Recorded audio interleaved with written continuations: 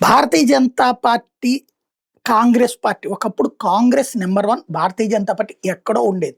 కాంగ్రెస్‌కి 430 సీట్లున్న రోజుల్లో భారతీయ జనతా పార్టీ 2 సీట్లకి పరిమితమైనటువంటి రోజు.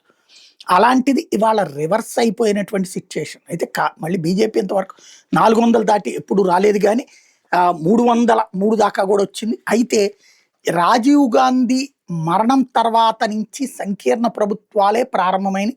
నాడు వేరే పార్టీలని చీల్చి పివి నరసింహారావు ప్రభుత్వం ఏర్పాటు చేసుకొచ్చారు. అంటే ఒక రకమైన అనధికారిక సంకీర్ణం. ఆ తర్వాత నుంచి వచ్చినయన్నీ సంకీర్ణాలే. యునైటెడ్ ఫ్రంట్లు, నేషనల్ ఫ్రంట్లు, ఎన్‌డీఏలు, ఆహ్, యూపీఏలు, మళ్ళీ ఎన్‌డీఏ ఇవన్నీ కూడా. అయితే క్రమంగా కాంగ్రెస్ బలహీనపడతా వచ్చింది. ఇవాళ దేశంలో 3 రాష్ట్రాల్లో అధికారం ఉంది. హిమాచల్ ప్రదేశ్ కావచ్చు, అట్లాగే కర్ణాటక, తెలంగాణ 3. భారతీయ జనతా పార్టీకి, కాంగ్రెస్ పార్టీకి ప్రత్యక్ష పోరాటం అన్నటువంటిది మధ్యప్రదేశ్, రాజస్థాను, ఛత్తీస్‌గఢ్, ఇప్పుడు ఈ కర్ణాటక, అట్లాంటి చోట్లనే ఉంటా వచ్చింది. తెలంగాణలో కూడా మళ్ళీ డైరెక్ట్ పోరు అనడానికి లేదు. త్రిముఖ పోరు అది అక్కడ.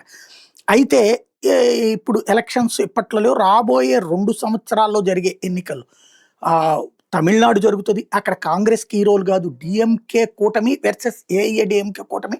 డీఎంకే కూటమిలో కాంగ్రెస్ ఉంటది. ఏఐఏడీఎంకే కూటమిలో బీజేపీ ఉంటది. కాబట్టి ప్రత్యక్ష పోరు కాదు. అదే సమయంలో బెంగాల్‌లో తృణమూల్ కాంగ్రెస్ వర్సెస్ బీజేపీ. కాంగ్రెస్ అక్కడ నామమాత్రపు వ్యవహారం. కానీ వీళ్ళిద్దరూ ప్రత్యక్షంగా పోటీ పడేది అస్సాం, ఉత్తరాఖండ్. ఈ రాబోయే 2 సంవత్సరాల్లో. అస్సాంలో ఇప్పుడు బీజేపీ గవర్నమెంట్ ఉంది. అది నిలబెట్టుకుంటుందా? వీళ్ళు సాధిస్తారా? ఉత్తరాఖండ్ వరుసగా 2 సార్లు భారతీయ జనతా పార్టీ అధికారంలోకి వచ్చినట్టు. అక్కడ నిలబెట్టుకుంటదా లేదా అన్నటువంటిది ఈ 2 కూడా బీజేపీ, కాంగ్రెస్‌కి మధ్యన ప్రత్యక్ష పోరాటం ఉండేది ఈ 2 రాష్ట్రాలే.